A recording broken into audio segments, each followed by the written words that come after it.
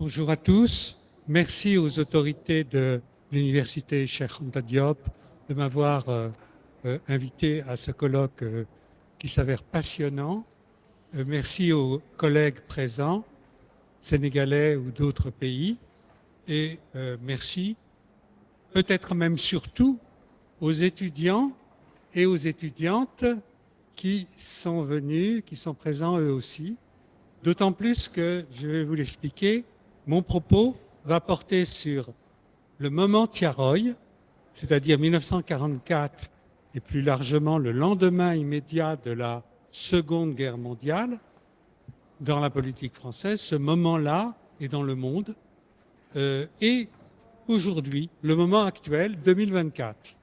Sortant un petit peu de mon rôle d'historien, si je puis dire, pour entrer dans le rôle de politiste et d'observateur et de citoyen du monde, dans le monde que nous vivons tous ensemble dans les différents pays où nous sommes.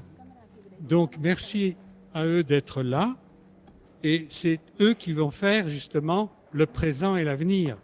Parce que moi, j'ai quasiment l'âge de ce massacre de Tiaroy et j'étais étudiant à la fin des guerres coloniales françaises, la guerre d'Algérie surtout, et puis ça coïncidait avec l'indépendance aussi des pays d'Afrique. Et à ce moment-là, anecdote, vous venez de le nommer à propos des événements du Sénégal sous Senghor dans les années 60 et 70. J'étais un ami, un lycéen comme lui, en classe préparatoire d'école normale, supérieure, de Omar Diop Blondin. Alors vous voyez l'écart de génération entre mon âge, où là je parle comme un vieil historien, et vous, les jeunes, qui êtes dans la salle. Voilà. Et donc, alors, le moment Tiaroy, si je puis dire, le moment lendemain immédiat de la Seconde Guerre mondiale, capitulation de l'Allemagne, quasiment défaite de l'Allemagne, en tout cas, même si elle n'a pas encore capitulé en décembre 1944, eh bien, qu'est-ce qu'on peut en dire? C'est que en France et dans les forces politiques qui vont prendre le pouvoir dans la France libérée, c'est-à-dire ce qu'on appelait la France libre, celle qui, à Londres, autour du général de Gaulle, s'était rassemblée et qui avait, en 1943, pris pied au Maghreb, au Maroc et en Algérie, puis en Tunisie. Donc, dans la France libre, comme dans la résistance intérieure française, les maquis qui combattaient l'Allemagne, qui combattaient l'occupation allemande, et qui avaient des forces politiques organisées, des réseaux, etc., qui étaient rassemblés dans un comité français de libération nationale qui s'est installé à Alger justement en 1943 et qui discutait de différentes questions politiques. Et parmi celles-ci, il y avait l'avenir de l'empire colonial. Cet empire colonial qui était une création des monarchies d'avant même la Révolution française, parce qu'on peut dire que les possessions liées à l'esclavage étaient une certaine première étape de cet empire colonial, et elles se sont libérées, pour certaines, pas toutes, enfin je ne vais pas entrer dans les détails, à l'occasion de la Révolution française, qui a proclamé les droits de l'homme, donc la fin de l'esclavage. C'est pas venu tout de suite, mais c'est venu quand même. Un décret d'abolition. Et dans ces conditions-là, il a fallu repartir pour faire des colonies. Et ça a été le boulot, si je puis dire, de Napoléon Ier, avec la guerre qu'il a faite à Haïti. Ça ne s'appelait pas encore comme ça, c'était Saint-Domingue, la principale colonie française. Son corps expéditionnaire a été vaincu. 1803, bataille de Vertières, c'était une première guerre coloniale. Mais il ne s'est pas arrêté là. Le Napoléon, soi-disant grand homme de notre histoire française. et il a regardé où est-ce qu'il pouvait aller. Alors il a cherché du côté de l'Égypte, du Proche-Orient, et puis il a fait élaborer des plans sur la conquête du Maghreb et la pénétration en Afrique. Bon, ça s'est fait plus tard. Pour le Maghreb, ça s'est fait en 1830, à l'initiative d'un roi, Charles X, et ça a été continué par des monarchies, Louis-Philippe, Napoléon III, etc. Mais au Sénégal, c'est surtout dans les années 1850, on a donné plusieurs fois la date de 1857, la création des tirailleurs, hein, et c'est donc sous le Second Empire en France, celui de Napoléon III, que la colonisation s'est développée en Afrique subsaharienne progressivement.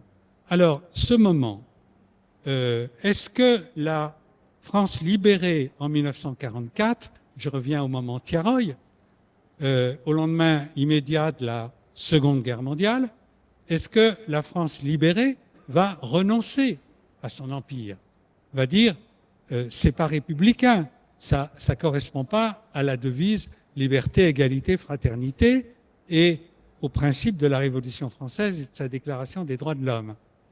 Est-ce qu'elle va dire ça ou est-ce qu'elle va dire on recommence, on reprend possession de toutes les colonies qui nous avaient parfois un peu échappé, on accuse les Anglais de vouloir s'en emparer parce que c'est le grand argument, c'est la rivalité franco-britannique. Et si on s'en va, c'est les Anglais qui vont se mettre à notre place. Bon. Et donc, il y a deux points de vue au sein de la France libre et même de la résistance intérieure de ce qui va devenir l'Assemblée de la France libérée, l'Assemblée provisoire. Donc, il y a des débats et il y a un courant majoritaire principal qui vise à reconstituer l'Empire. Parce que c'est grâce à l'Empire, disent les gaullistes, pour l'essentiel, que nous avons pu battre l'Allemagne. La France libérée grâce à son empire colonial, parce que, par exemple, au Tchad, le gouverneur du Tchad, Félix Éboué, a pris le parti de la France libre contre la France de Vichy, celle qui était soumise à l'Allemagne, et a apporté des forces aux forces françaises libres. Donc, il y a une majorité qui dit il faut reconstituer l'Empire, le faire évoluer un peu, le démocratiser, renoncer à des méthodes trop brutales, la chicotte, en gros, c'est terminé, mais on va quand même faire, on l'appellera autrement, on appellera ça l'Union française, mais ça sera en gros la continuation de l'Empire colonial. C'est la majorité des gens, y compris qui proviennent de la France libre à Londres ou de la résistance intérieure en France. Et puis, il y a des minoritaires. Et je voudrais insister sur quelques exemples de minoritaires. Parce que un pays, on a tendance à dire, hein, et dans les débats, ça revient, la France ceci, la France ceci, la France... Bon, mais la France, c'est plusieurs choses. C'est d'abord un peuple, un ensemble de personnes qui y vivent, qui ont l'information, et notamment sur ce monde colonial très lointain, que leur déverse l'école, les médias et les discours officiels.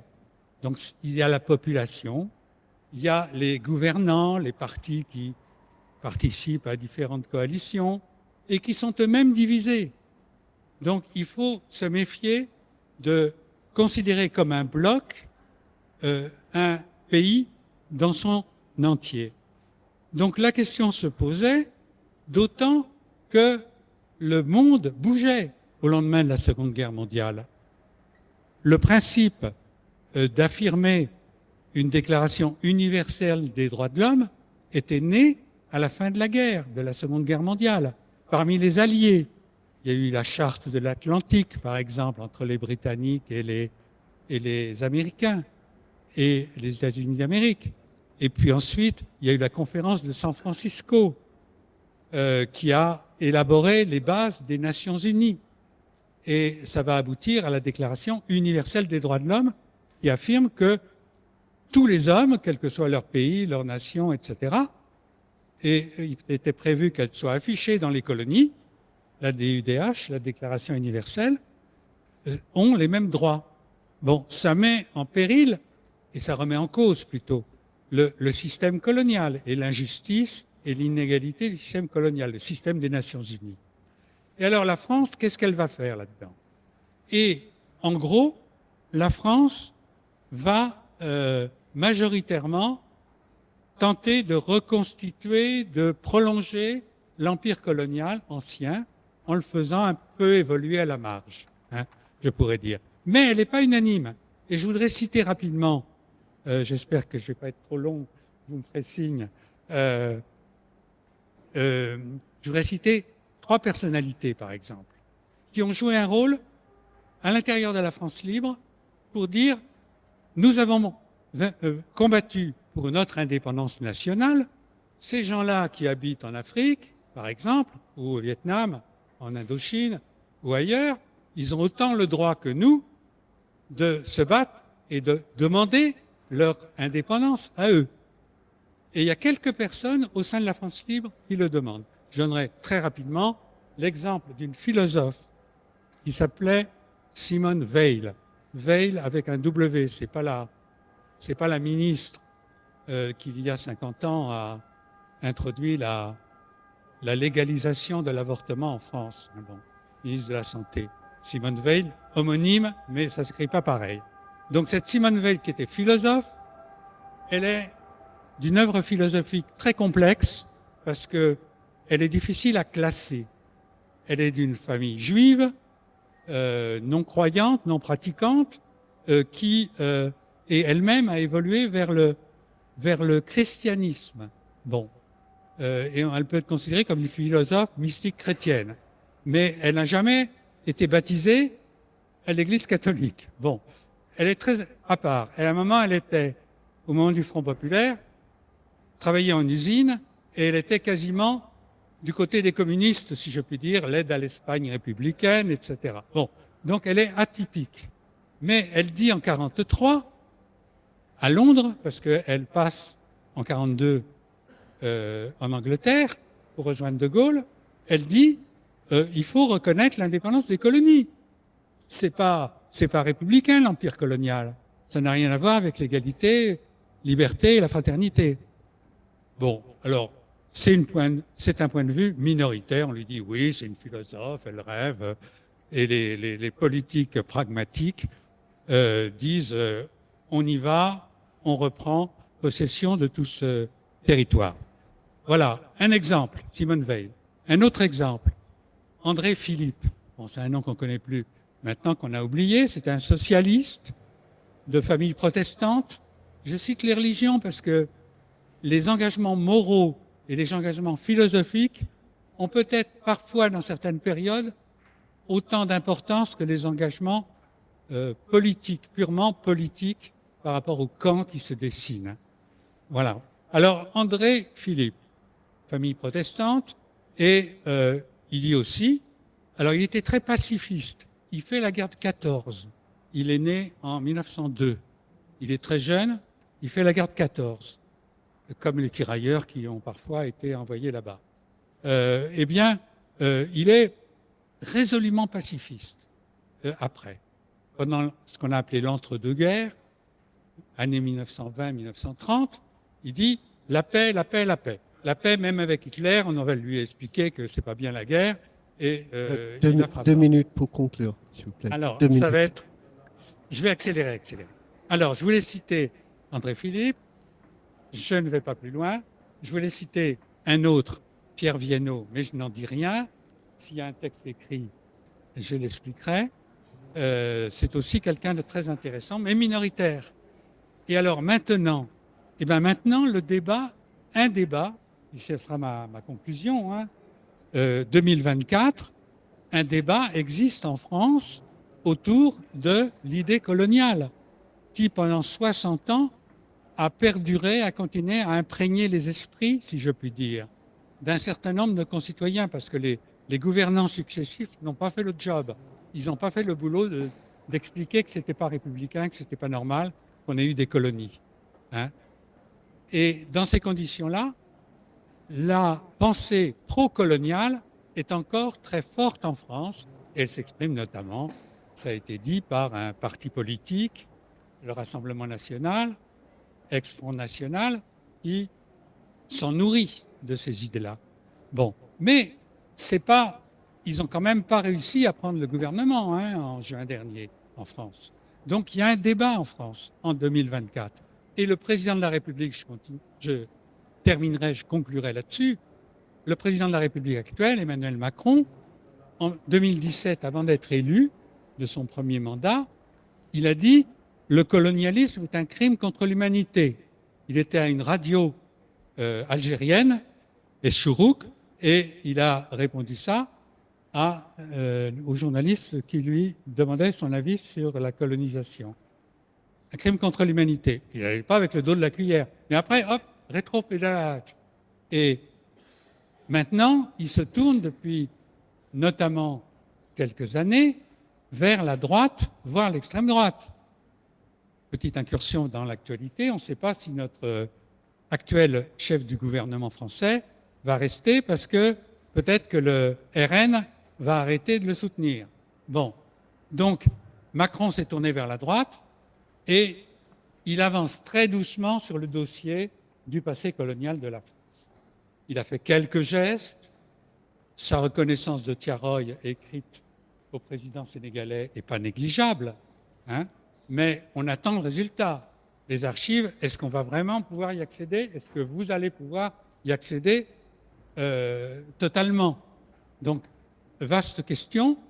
Alors, je terminerai pour de bon en disant que le discours du président de la République sénégalaise hier à Tiaroy était remarquable et il s'est achevé par une affirmation que c'était au Sénégal sur la question de Tiaroy de reprendre la main et de questionner la France et de faire les investigations, les fouilles et tout ce qu'il faut. Et il a aussi fait un appel aux historiens d'autres pays, dont les Français, pour être présents dans cet effort, pour aider à cet effort du Sénégal. Et en ce qui me concerne, comme d'autres collègues historiens français, nous répondons présents. Merci de votre attention. Merci beaucoup.